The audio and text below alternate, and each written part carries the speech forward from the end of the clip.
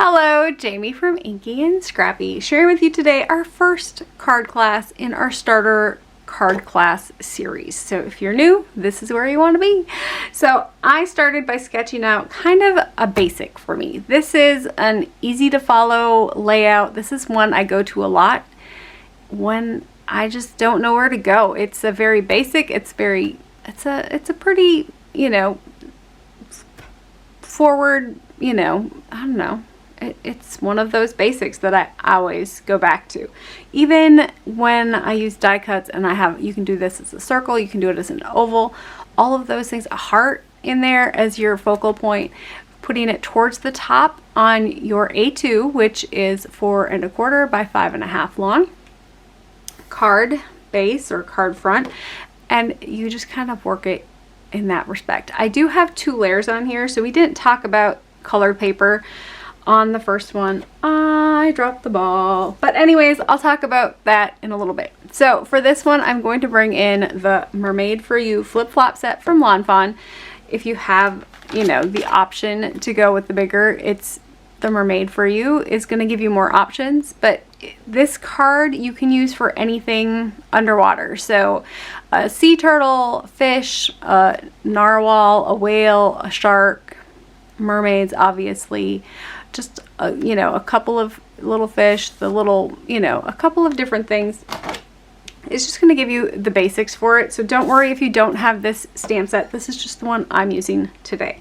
So use what you have available. If you're not good at it, look for clip art online and just print something out and go that route. I guess you could do a fish from a hand-drawn fish fairly, if you have some drawing talent, you can do a fish fairly easy. You could even bring in a sticker for this one if you want. So I'm just going to use the little postcard base here these are from Hobby Lobby. I'm pretty sure I got it half off. So these ones were like probably $2, or I think it was buy one get one half off, but they're $3 for the pack of 25, and then I can throw them onto a card base later. It's just a lot easier to work with a plain card front first. It's experience, right? So I'm going to pull out one of those. That is going to be my actual base here, already pre-measured to 4 1/4 by 5 1/2, but definitely feel free to cut down a piece of cardstock and go that route.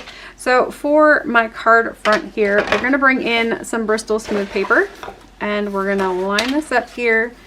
When I buy Bristol smooth, I buy Bristol smooth in the biggest size I can when it is 50% off, because you can always cut down your sheet. So I'm going to line it up on my ruler here to 2 3/4.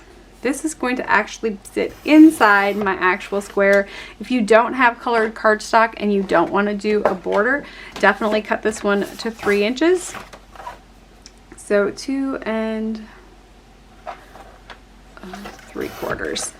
I'm going to do it both sides, and then I'm going to actually just cut a little one for my actual stamped image, because I'm going to actually cut it out and put it on there. So I'm just going to cut a scrap out of that for that.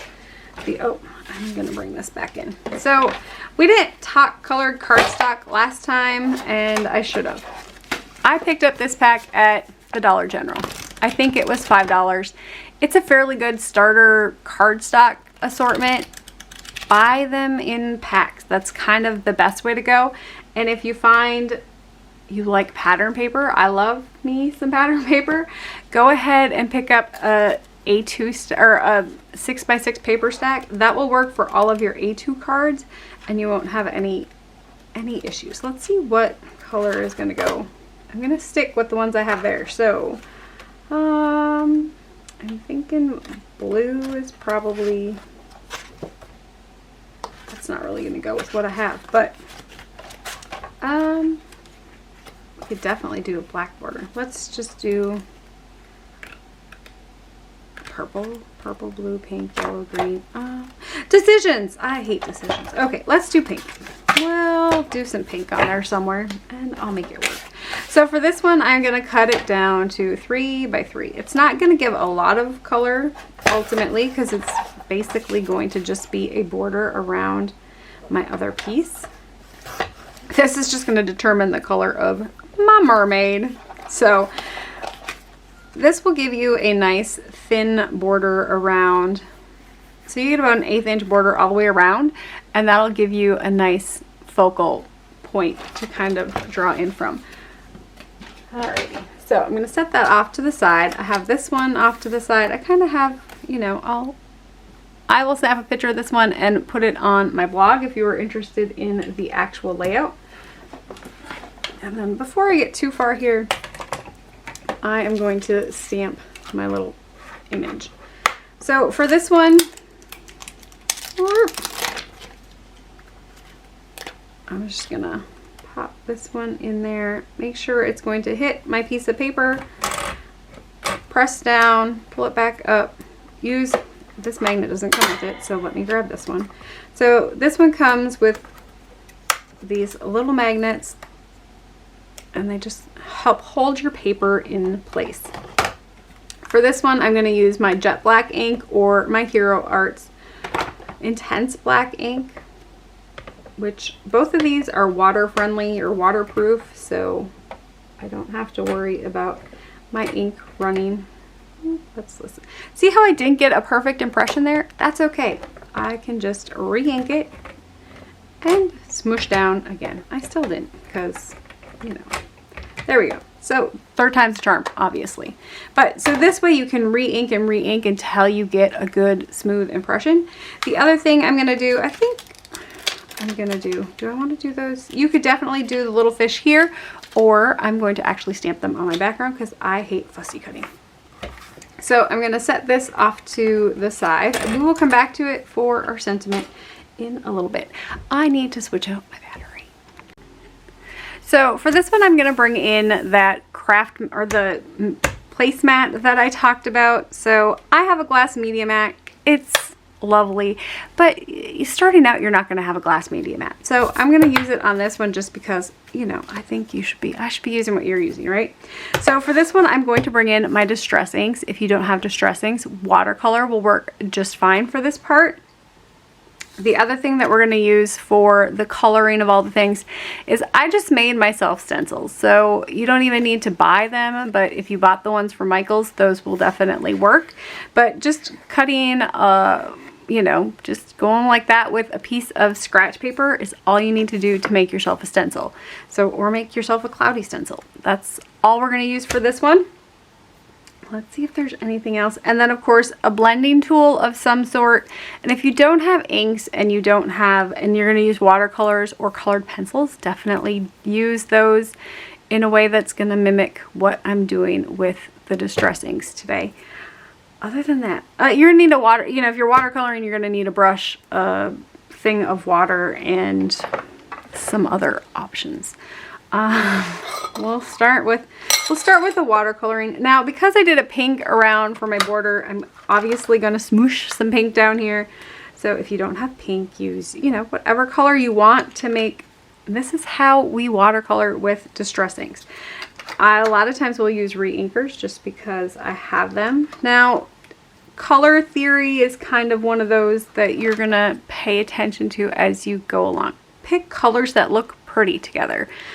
If you don't know what those are, definitely go and Google search colors, you know, like blends or color palettes. I do a lot of, I don't think I needed blue, but so pink, blue, I could do purple. Let's see, what else am I going to need? She's going to need hair, right? So let's do some antique linen for her hair. Ooh, antique linen actually might be a really vintage photo we will use for her skin tone. I'll show you how to do that. So I tend to use, see how dark it is? Don't worry, it'll get lighter, I promise. So skin tone, hair color, we might end up coming in with a little bit of scattered straw as well, but we can also come in with a darker brown for her hair. Pink and blue for, I don't know if I'm going to use blue. Pink, maybe a little bit of blue for her outfit. Let's skip the blue and go with the purple. We're going to use the blue on the waves in the background or the water, so I kind of want to avoid using the blue on my mermaid because I only have that one blue to play with. So let's try not to make her kind of fade into the distance here. I need a paintbrush, preferably one that's not too big or too small. Number 6 is usually my go-to. It's not what I have sitting here today. I have all of them in my class set, I think. That's super small. All right, we're going super small today, I guess. I am using, oh, I can't even read that. Good golly, little Miss Molly. Brushes, it's not a huge deal, right? Ooh, it's definitely a dirty paintbrush too. So make sure your paintbrush is clean. I don't know what I did last time with it, but it was definitely dark and dirty. Okay. So to start, I usually try to start with skin tone. So let's go with this one, and we're going to actually kind of like just water this down a little bit. So I'm going to keep pulling, adding some water to this one because I don't want it to be too dark. You can definitely, you know, skin tone is definitely a personal preference. So you can go darker skin tone, you can go lighter skin tone. I tend to start out light, and I can add layers to get it darker, if that makes sense. So I'm just going to come in. I like to do a drop shadow or like a shadow by the hairline here. And then when I'm actually coloring, usually along like the pit area, wherever the underside is going to be, is usually my skin tone area, and along the outsides to kind of lighten it as we go in. Now, I think that's going to be too light, so I'm going to darken it up a little bit. I did add quite a bit of water, so I'm just going to come back in with a second layer.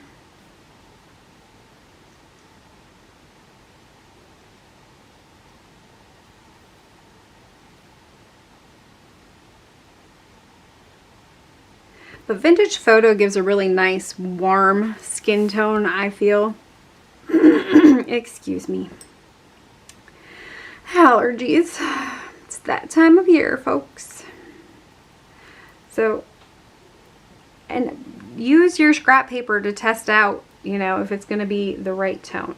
Trying to go back in with a little bit lighter tone and trying to go wet on wet is going to give you a smoother transitional blend, but it's okay if it's already dry. It's watercolor. It's not going to hurt one way or the other. Now, if you're going with a alcohol ink, you can definitely work it more than once and you'll get a nice smooth transition on the skin tones. There's not a lot of skin on this one.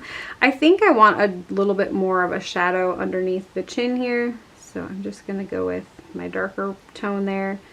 And definitely feel free to pick up some of those darkers and go back in and make it darker. Try not to overwork it because you don't want to saturate your paper too much that it peels or pills. And so, you know, let it be, let it dry. It'll be okay. So you can always hit it once it's dry and go back in. Don't worry about anything that you went out of the lines. It's not that big of a deal. I promise. So because it's still kind of wet, I want to be very careful when I'm coming in with my next color not to, shall we say, I don't know, muck up things. I don't want my colors to run. I want my pink to stay pink. I want my yellowish hair tone to stay yellowish. And so I'm going to try to be very careful about going too heavy-handed with the water. I want to keep it fairly light, making sure that it's mostly dry in between those layers. Coming in and picking up some more color. The pink is very light. I always forget how light Spun Sugar is. Kitsch Flamingo probably would have been a better pink to go with, because that one, you can't get any darker than the color is, but you can always go lighter with a distress ink. And so if you have a like worn lipstick would have been a pretty color, because it's, you can definitely dull that one out to get it to some pinks. But this will work. I'm also going to come in here with a little bit of purple. I want to do a little bit of two-tone. Why? Because I like two-tone. So I'm coming in with Shaded Lilac, and I'm just going to do a little bit of a purple edge here. It kind of gives the illusion that maybe she's you know, got those scales that, and doing some dots will definitely give you that look of mermaid skin tone. Let me see if I can zoom this in here so you can see that a little bit better. Will we focus today? See how adding just a little bit of dotting in there kind of just adds that mermaid tail look, the scale look to it. Now, you know, usually they have a shell bra on, right? So maybe just coming in from the bottom with that purple and adding in some fine detail, but don't feel like you need to do that. It's perfectly fine, just purple. And I didn't do a great job with it. It is what it is, right? So now for her hair, I'm gonna come in with my antique linen here, and I kind of do like find the crown, and I kind of come down and swoop it in, right? And then of course this is going to be a little bit darker here, following some swoop lines. And I might come in and add some pinks to that as well, because, you know, mermaid hair don't care, right? And then I'm going to water this down. I want it to dry a little bit because I like to leave kind of the streaks in. Hair with watercolor is not my specialty, as you'll note. I do a lot better with alcohol markers where I can come in and add. So I'm going to just come in and kind of add my base color, and then as this dries I can come in and kind of add in some browns.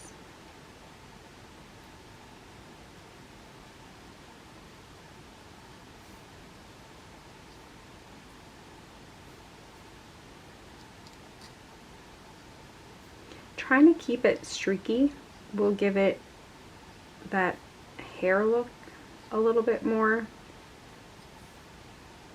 And of course, the more you work it, the more you work with it, or the more you practice, the better you'll get. I'm going to come in with some purple and just give her some purple streaks. I think she needs some purple in her hair. What do you think? So we're just going to do a couple of purple highlights here.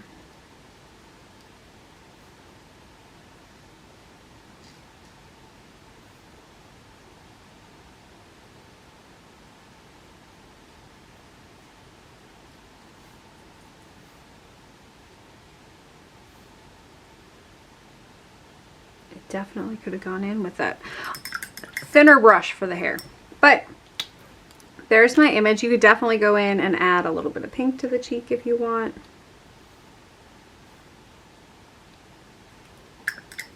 And here's where we talk about adding that iridescent medium. If you wanted, you could add this to, oh, I forget that I'm that close.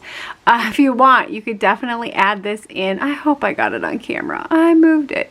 Okay, so hopefully I got it on camera. But this is where you could have brought in that iridescent medium and added this to your colors here.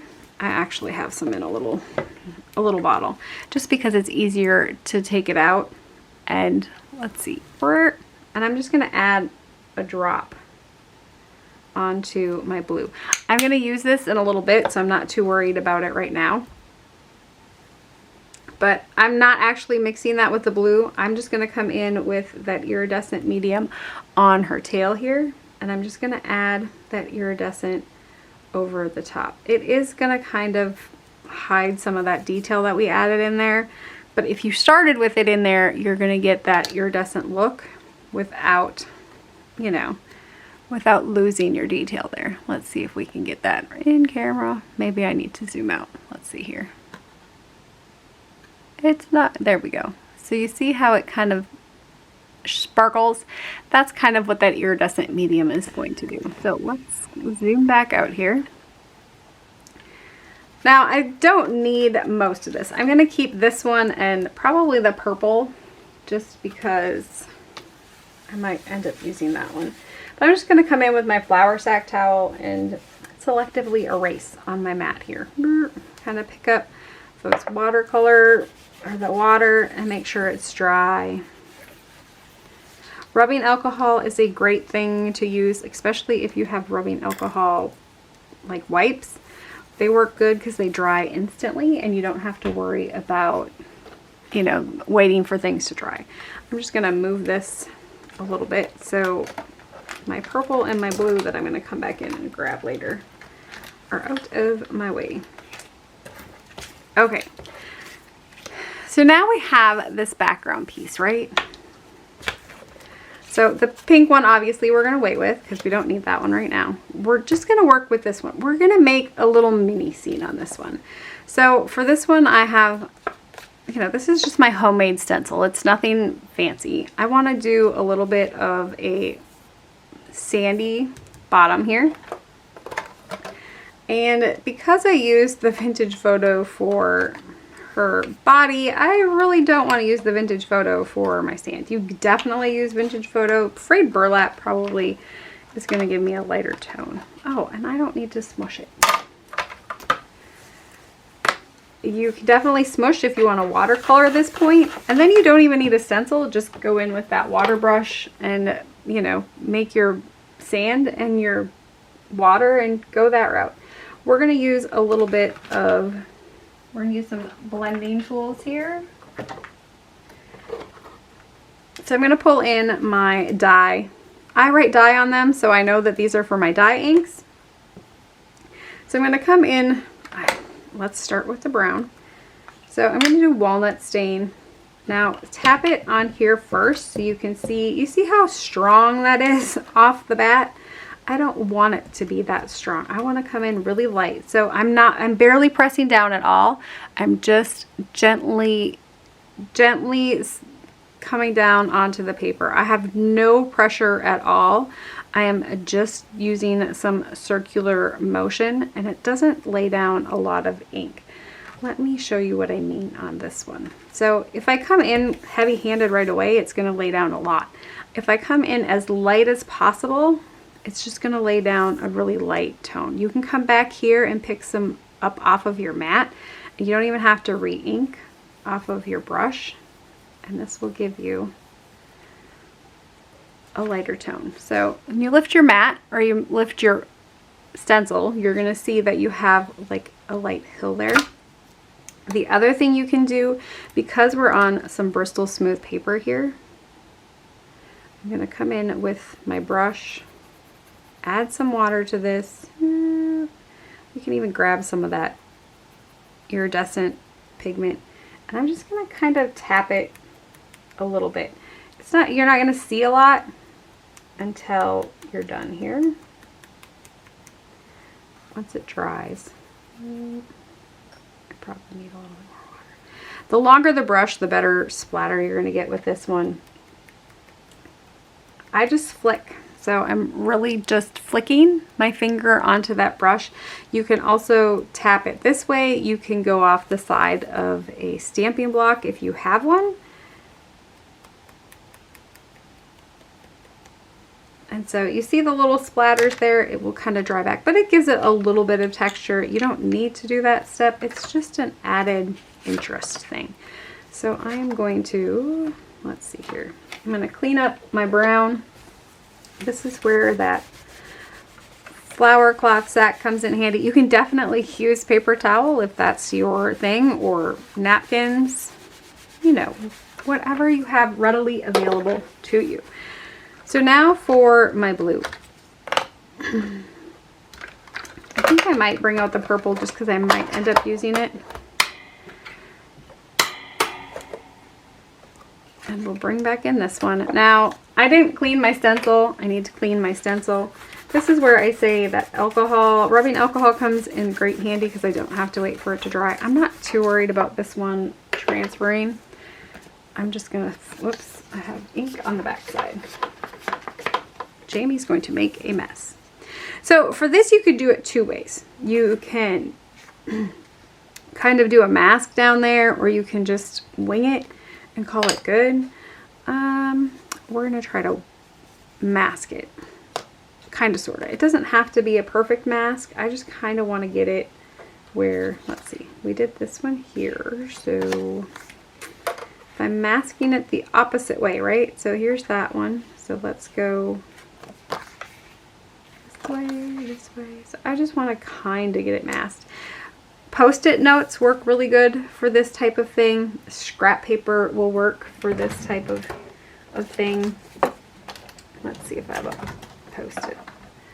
I buy all sticky back post-it notes. You can get them at, I think, let me think here. I think you can get them at Staples. You know, just those types of stores. So I'm just going to mask with some scrap pieces of paper here.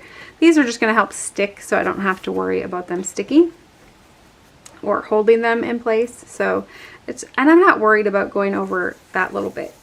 So I'm going to come in and I'm going to go light hand again because I would, rather go light and have to go back over it multiple times than go in super heavy and then I have to start over because I don't like it. Okay. This is not working well for me. Okay. Let's get some color in there.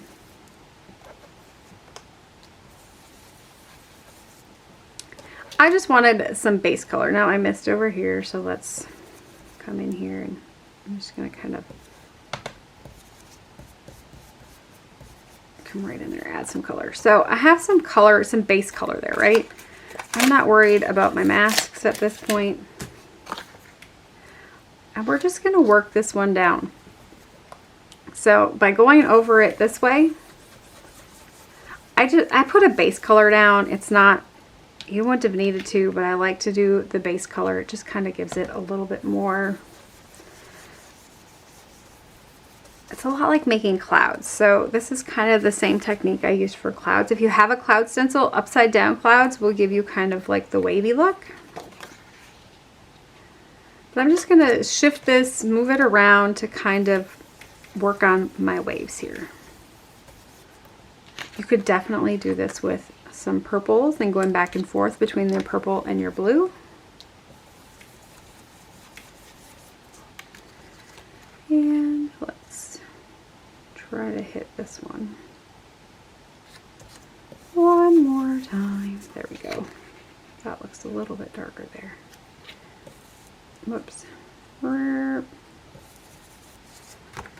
And so there is my, you know, kind of my water or my waves.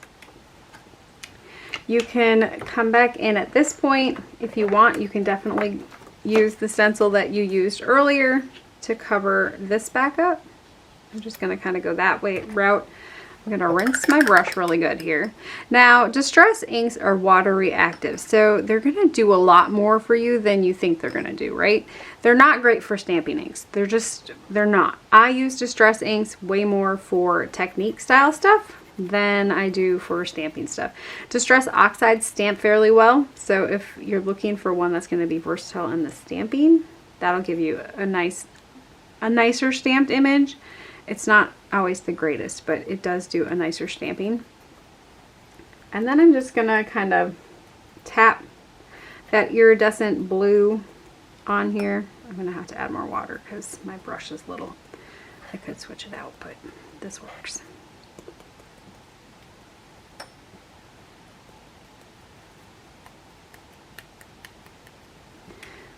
And then I'm gonna add in some purple, just because a different color is just going to add a little bit more interest, a little bit more bubbles or splatters, or it just, you know, I like to be extra, even when we're going simple. So now that I have my background, you could definitely hit this with a little bit of water. Just a simple spray and just let it dry. The water is going to work with the distress inks and it's going to move it around, and we'll come back to this panel and I'll show you how it looks when it dries. Okay, so now I'm just going to clean off my mat here or my table. Set those off to the side. We're going to come back in. Our image should be fairly dry now. And we're going to come in with the scissors. So if you have this kind of scissors, if you have a, you know, the Fiskars one, this one's great. A lot better for arthritis. I have arthritis. That one works really well for arthritis. this kind of scissors, a big old scissors, whatever you have, it's all good. So instead of using the dies, yes, I have the die, but so for me, I like to do a little bit of a white outline. You can definitely cut along that line there if you so choose. But the key to this one is actually moving your image and leaving your scissors in one spot. So I'm actually just going to kind of slowly cut down and turn my piece of paper as I cut.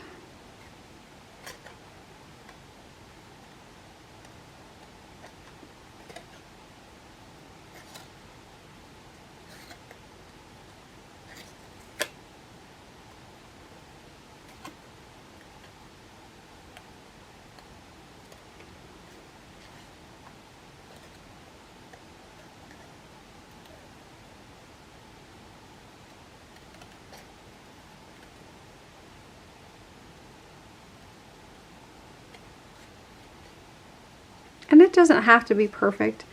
Nobody expects you to be perfect the first go, or the second even. Shoot, I've had a lot of rodeos and I still make more mistakes than I think I should. I probably make more mistakes than, you know, I mean, they usually end up turning out okay because I'm really good at covering and or fixing mistakes. Yep. It's kind of how we go. So I'm almost done here.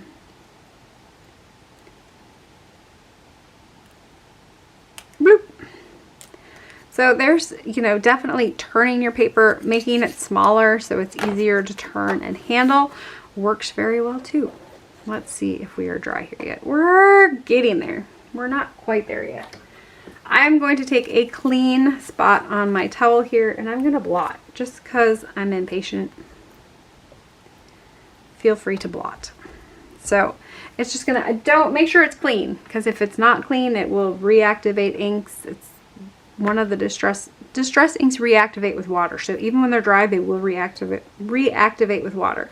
So there we have our little background panel. It's all nice and mostly dry.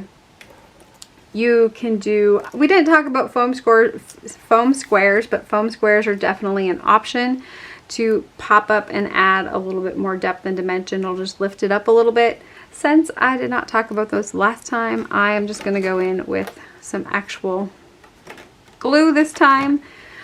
Tape runner will work. I go with a very thin line of glue and you don't need a lot. It's gonna work. Do I want, oh, you know what? Well, yeah, let's do this first. I want to add the little fish, but I don't want to add the little fish in a way that I actually have to cut them out and or color them. So this is when I say distress inks aren't the greatest for stamping. They're not, but we're going to make them work this time. Before I add in, and I probably could have added my little one beforehand. I'm just going to go in, put them on there. I kind of know where I want them.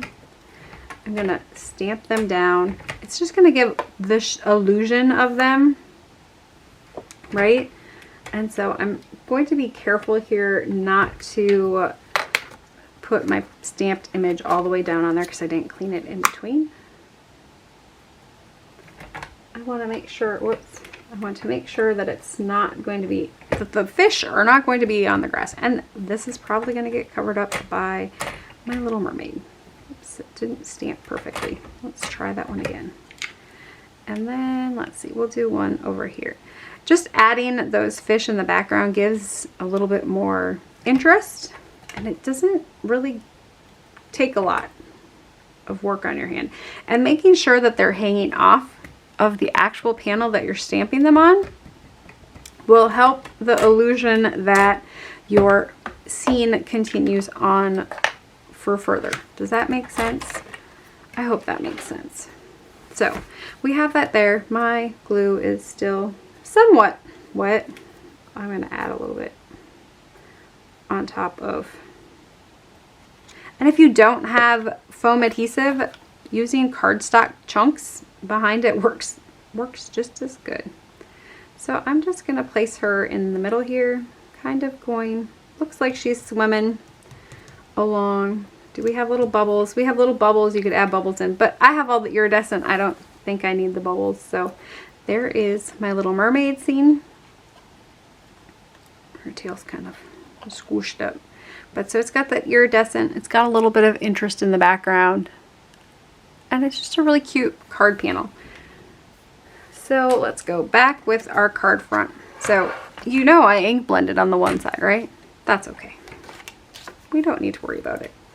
So this is my actual card front. I'm going to try to keep it fairly clean. So let me pull off my stamps. I would suggest cleaning your stamps before you pull them off. I will clean them after a while because, you know. The other thing you can do with this one is kind of lay out your image where it's going to be. So I'm thinking my image is gonna, I want to kind of equal, I don't measure, I measure with my eyes. So I kind of just do equidistance from the top and the two sides here. It's kind of where I'm aiming. And so the sentiment that comes with this one is make a splash. And so that's the one I'm going to use. Let's see here. Of course, I put them on the opposite side. So splash, make a. Stopped recording, but here we are. Okay, so I kind of have it equidistance from my sides here. I kind of do the finger check. And I'm not in love with my finger check here, so let's pop it on here. It just kind of gives me a general placement, right? Well, this one's not picking up. And then because I have that grid mat on there, you see how this is going to be butted up tight against the side here. So making sure that's laid down well. Okay. I can go in here now and kind of just adjust. I can make this one, make sure that it's fairly straight on there, and make sure my splash looks like it's fairly straight on there. And then I'm just coming in with that one. Now, if you're afraid of stamping on it right away, grab a piece of scratch paper and stamp on that piece of paper first and make sure it's going to be placed kind of where you want it on there. You can move your panel up and down at this point to make sure that it's going to work. Now, I have one line there and a little over one line here. I'm okay with it being a little bit off center. It'll be okay. For this one, I'm going to actually come in. Well, you know what we're going to do? We're just going to do that premium ink pad, the jet black, or the intense black from Hero Arts works as well. And we're just going to make sure we have our magnet on there to hold it down. And I'm just going to go and press and let it sit for just a little bit. You're going to get a better impression if you go that way. Now, I haven't used this one, so a lot of times I don't condition my stamps. It just usually takes more than one stamp. If you are using a block, condition it with your fingers, like go over it to get kind of the oils from manufacturing off of it. But so that you get a nice, good impression there. Definitely, I'd probably move the Maka down a little bit, but it's all right. It's all good. Okay, so we're done with the stamping. We're just gonna add this one.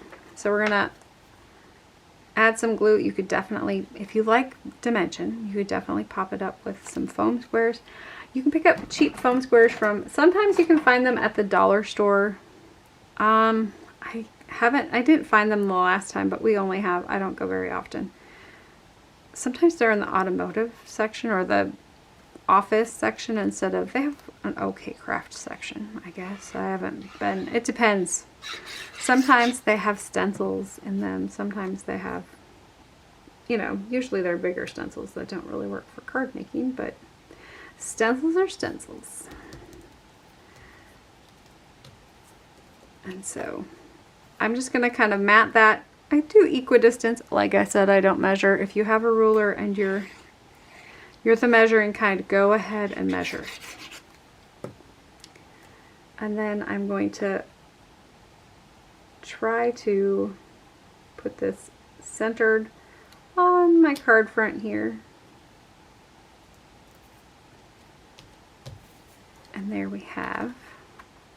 And you could definitely go with your splatter and add a little bit of splatter to your background panel here before you add your focal image on there, and it'll give that like little splash look. You can come in with your water brush and kind of paint a little bit on there. You can do little splashy lines, you know, do the little look, making them look like little water drops, those types of things on there, and make it work. You could also come in with some glitter glue and add, you know, let's just add a little raindrop looking splash here.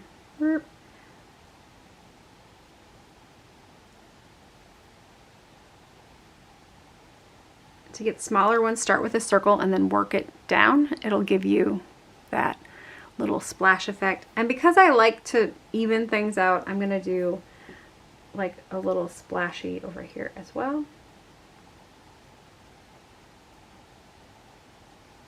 It just kind of gives it, it draws your eyes in, and it gives it kind of that equal, I don't know, that equal. Does that make sense? I don't know. I hope that makes sense. I hope this one was good. I hope you enjoyed this one. And then yes, plop that onto an A2 card base. I'm going to let it dry before I do that. But I usually just go with liquid glue. Well, I'll do it. Okay, so I'm just going to go with liquid glue all the way around here. Now, if you have colored cardstock that you want that would coordinate with it, you don't have to go with a white base. I just went with white because it was easy. And you know, if you're just starting out, sometimes you don't have all of those supplies yet. So a coordinating color pattern paper would look really cute on the background as well, but keep in mind that your make a splash sentiment is going to be on there, so don't do anything too busy, if that makes sense. And you could definitely take that blue from this one here in the background and do wavy lines all the way down with it, and that would be a really cute look too. So, and then it just kind of pops up that focal image there for you. So I hope you enjoyed this one. Drop comments below if you have any questions, you know, have ideas that you would love me to do, if you have stamp sets that you'd like me to try, because you know, maybe you don't have water tile ones or mermaids, or this one could be used for anything. This could be grass and that could be sky. Just use clouds for that one, and you know, have your little critter on top there. Table and wall, those types of things would work. And you could also just use pattern paper on the top part and a different pattern paper on the bottom. Just start with that base sheet and add to it from there. So I will continue adding on to these series as I find time. So I hope you enjoyed this one. Keep getting inky. Bye!